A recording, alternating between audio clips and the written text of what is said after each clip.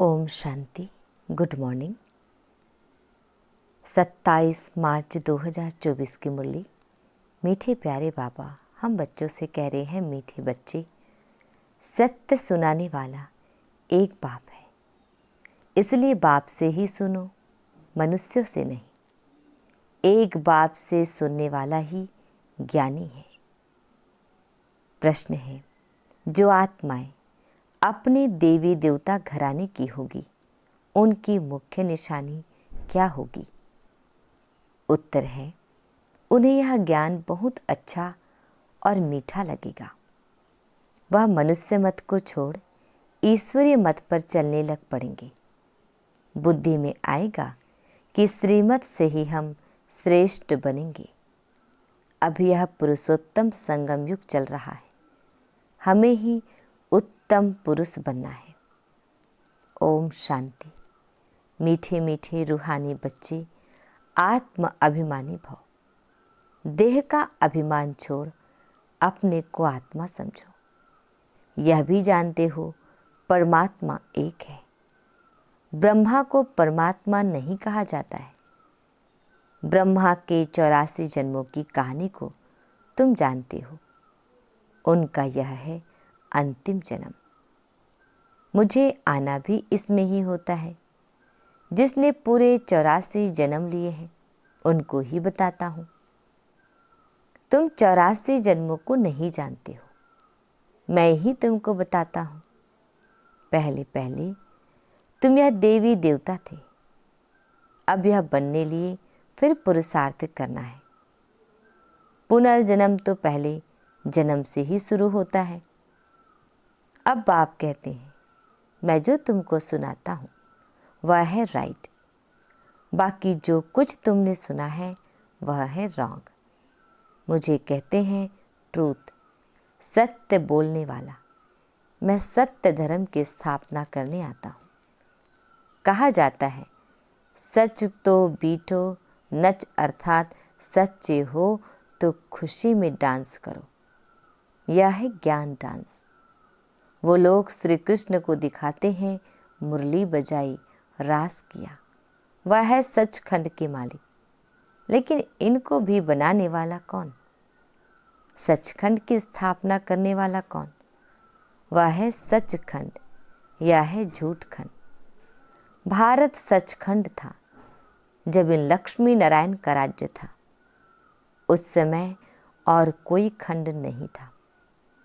मनुष्य यह नहीं जानते कि स्वर्ग कहाँ है। कोई मरते हैं तो कहते हैं स्वर्गवासी हुआ। बाप समझाते हैं, तुम उल्टे लटक पड़े हो, माया के अधीन हो पड़े हो। अब तुमको बाप आकर सुलटा बनाते हैं। तुम जानते हो भक्तों को भक्ति का फल देने वाला है भगवान। इस समय सब भक्ति में है। जो भी शास्त्र आदि है, सब है भक्ति मार्ग के। यह गीत गाना आदि सब है भक्ति मार्ग। ज्ञान मार्ग में भजन होता नहीं। तुम जानते हो हमको आवाज से परे जाना है, वापस जाना है।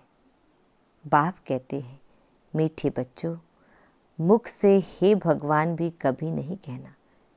यह भी भक्ति मार्ग है। कलयुग के अंत तक भक्ति मार्ग चलता है। अब यह है पुरुषोत्तम संगम युग, जबकि बाप आकर ज्ञान से तुमको उत्तम पुरुष बनाते हैं। तुम एक ईश्वरीय मत पर चलो। जो ईश्वर कहते हैं वह राइट। बाबा मनुष्य तन में आकर सुनाते हैं, तुम कितने समझदार थे, अब कितना बेसमझ बन पड़े हो।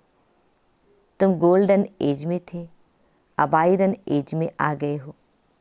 यहाँ का जो होगा उनको यह ज्ञान बहुत अच्छा लगेगा। यहाँ वालों को मीठा लगेगा। यह बाबा खुद भी गीता पढ़ते थे। बाबा मिला तो सब कुछ छोड़ दिया। गुरु भी बहुत किए। बाप ने कहा, यह सब भक्ति मार्ग के गुरु हैं। ज्ञान मार्ग का गुरु मैं एक ही हूँ। ज्ञान जब मेरे से सुने तब उनको ज्ञानी कह सकते हैं। बाकी सब है भक्त। श्रीमत ही श्रेष्ठ है, बाकी सब है मनुष्य मत, यह है ईश्वरीय मत, वह है रावण मत, यह है भगवान की मत। भगवान वाच, तुम कितने महान भाग्यशाली हो, इसलिए तुम्हारा हीरे जैसा जन्म अभी है। अंगूठी में भी हीरा बीच में डालते हैं, माला में ऊपर फूल होता है। फिर मेरू नाम भी है, आदम बीबी, तुम कहेंगे मम्मा बाबा। आदि देव और आदि देवी, यह है संगम की। संगम युग ही सबसे उत्तम है, जबकि इस राज्य की स्थापना हो रही है। तुम बच्चों को 16 कला संपूर्ण यहाँ बनना है। पुरानी दुनिया को नया बनाने बाप आते हैं। इस दुनिया का ड्यूरेशन कितना है, यह भी तुम बच्चों के सिवाय कोई नहीं जानते। लाखों वर्ष कह देते हैं, यह सब है झूठी बातें। झूठी माया झूठी काया कहा जाता है। सच्ची सच्ची है ही नई दुनिया, यह है झूठ खंड। फिर झूठ खंड को सचखंड बनाना बाप का ही काम है। बाप कहते हैं, भक्ति मार्ग में जो कुछ पढ़ा है वह सब भूलो, यह है तुम्हारा बेहद का वैराग्य। वो तो सिर्फ घर बार छोड़ फिर इस दुनिया में जंगल में चले जाते हैं। यह भी ड्रामा में नूंद है। क्यों का सवाल नहीं उठता, यह तो बना बनाया खेल है। तुम बच्चों को बाप समझाते हैं ऐसे ऐसे होता है, और जो भी धर्म वाले हैं वह स्वर्ग में नहीं आ सकते। बौद्ध डिनायस्टी, क्रिश्चियन डिनायस्टी, कोई भी स्वर्ग में नहीं आते, वह पीछे आते हैं। पहले पहले है डीटी डिनायस्टी, फिर इब्राहिम, बुद्ध, क्राइस्ट आकर अपना धर्म स्थापन करते हैं। बाबा पुरुषोत्तम संगम युग पर आकर के यह डीटी डिनायस्टी स्थापन करते हैं। कोई भी आत्मा आती तो गर्भ में ही है। छोटा बच्चा सो बड़ा हुआ, शिव बाबा तो छोटा बड़ा नहीं होता, न वह गर्भ से जन्म लेता है। बुद्ध की आत्मा ने प्रवेश किया। बुद्ध धर्म पहले तो होता नहीं, जरूर यहाँ के कोई मनुष्य में प्रवेश करेंगे, फिर गर्भ में तो जरूर जाएंगे। बुद्ध धर्म एक ने ही स्थापन किया, फिर उनके पीछे और आते गए, फिर वृद्धि होती गई। जब लाखों हो जाते हैं तो फिर राजाई चलती है। बौद्धियों का भी राज्य था। बाप समझाते हैं यह सब पीछे आते हैं, उनको गुरु नहीं कहा जाता है। गुरु होता है एक, वह तो अपने धर्म की स्थापना कर फिर नीचे आ जाते हैं। बाप ने सबको ऊपर भेज दिया था, फिर मुक्ति धाम से एक एक करके नीचे आते हैं। तुम भी जीवन मुक्ति से नीचे आते हो, वैसे वह फिर मुक्ति से नीचे आते हैं। उनकी महिमा काहे की? ज्ञान तो उस समय प्रायः लोप हो जाता है। बाप ज्ञान देते हैं गति सदगति के लिए। वह गर्भ में नहीं आते, इसमें बैठे हैं, इनका दूसरा नाम नहीं, औरों के शरीरों का नाम है। यह है ही परमात्मा। यह ज्ञान का सागर है। यह ज्ञान पहले आदि सनातन देवी देवता धर्म वाली आत्माओं को मिलता है, क्योंकि उन्हें ही भक्ति का फल मिलना है। भक्ति तुम ही शुरू करते हो, तुमको ही फल देता हूँ, बाकी दूसरे सब है बाई प्लॉट। वह 84 जन्म भी नहीं लेते हैं। बाप समझाते हैं, बच्चे तुम अब देही अभिमानी बनो। वहाँ भी समझते हैं एक शरीर छोड़ दूसरा लेंगे। दुख की बात नहीं, विकारों की बात नहीं। विकार होते हैं रावण राज्य में, वह है निर्विकारी दुनिया। तुम समझाएंगे फिर भी मानते नहीं हैं। कल्प पहले मिसल जो मानते हैं वही पद पाते हैं, जो नहीं मानते हैं वह नहीं पाते हैं। सतयुग में सभी पवित्र सुख शांति में रहते हैं। सब मनोकामनाएं 21 जन्म के लिए पूरी हो जाती है। सतयुग में कोई कामना नहीं, अनाज आदि सब कुछ अथाह मिल जाता है। यह बॉम्बे पहले नहीं थी। देवताएं खारे जमीन पर नहीं रहते हैं। मीठी नदियाँ जहाँ थी वहाँ देवताएं थी।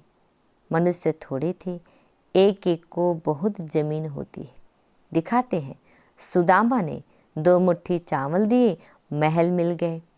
मनुष्य दान पुण्य करती है, ईश्वर अर्थ। अब वह कोई भिखारी है क्या? ईश्वर तो दाता है। समझते हैं ईश्वर दूसरे जन्म में बहुत कुछ देगा। तुम 2 मुट्ठी देते हो, नई दुनिया में बहुत कुछ लेते हो। तुम खर्चा करके सेंटर आदि बनाते हो, सबको शिक्षा मिली। अपना धन खर्च करते हो, फिर राजाएं भी तुम ही लेते हो। बाप कहते हैं मैं ही तुमको अपना परिचय देता हूँ। मेरा परिचय कोई को है नहीं, ना मैं किस तन में आता हूँ। मैं आता ही एक बार हूँ, जब पतित दुनिया को चेंज करना है। मैं हूँ ही पतित पावन।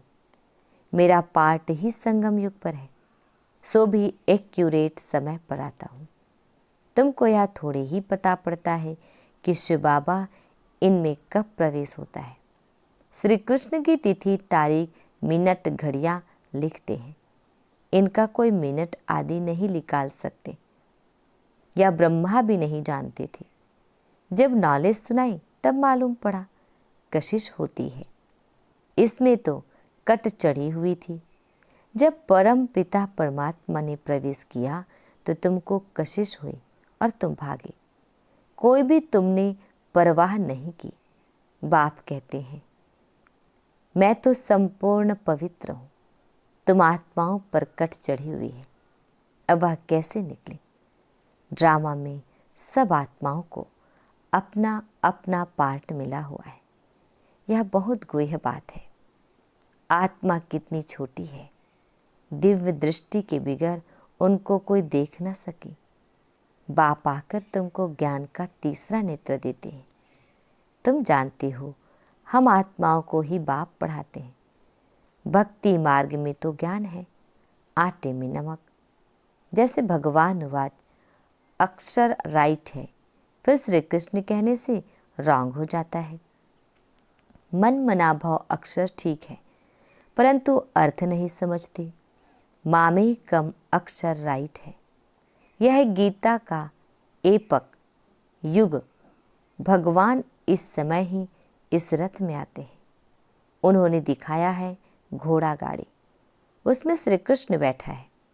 अब कहाँ भगवान का यह रथ, कहाँ घोड़ा गाड़ी, कुछ भी समझते नहीं। यह बेहद के बाप का घर है।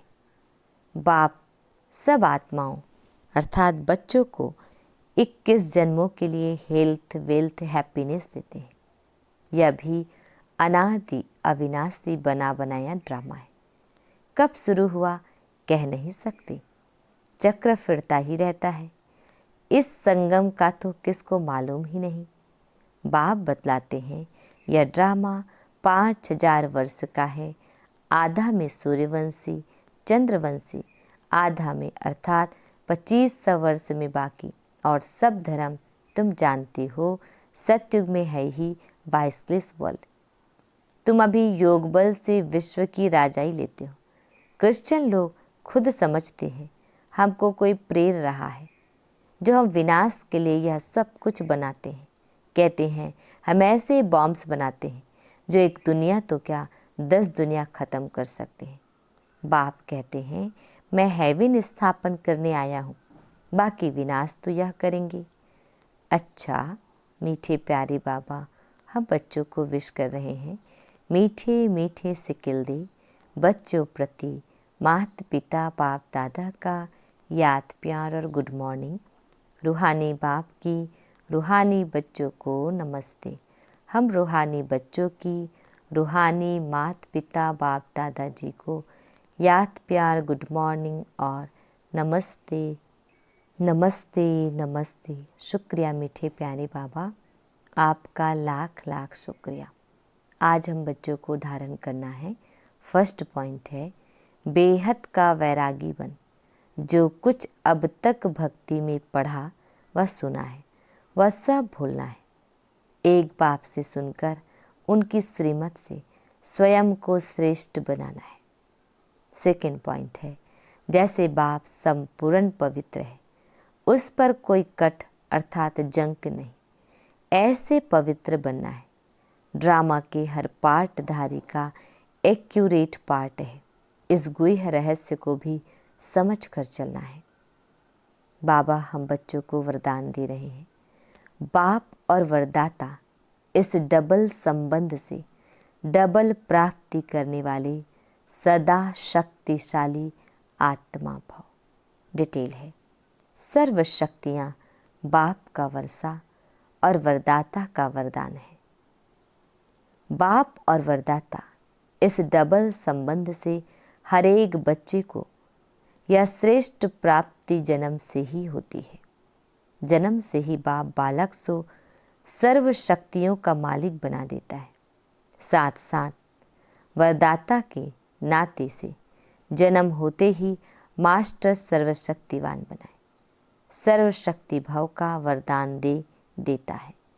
तो एक द्वारा यह डबल अधिकार मिलने से सदा शक्तिशाली बन जाते हैं। स्लोगन, देह और देह के साथ पुराने स्वभाव संस्कार व कमजोरियों से न्यारा होना ही विदेही बनना है।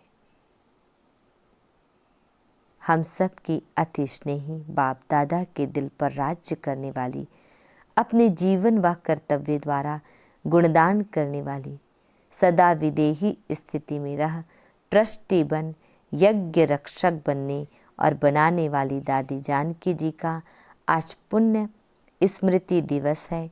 वे 27 मार्च 2020 को अव्यक्त वतनवासी बनी। उनके द्वारा मिली हुई अनमोल शिक्षाएं सदा हम सब के कानों में गूंजती रहती है। फर्स्ट है, अपने ऊपर आशीर्वाद करनी है तो सूक्ष्म अभिमान को परख कर उसे जल्दी से खत्म कर दो।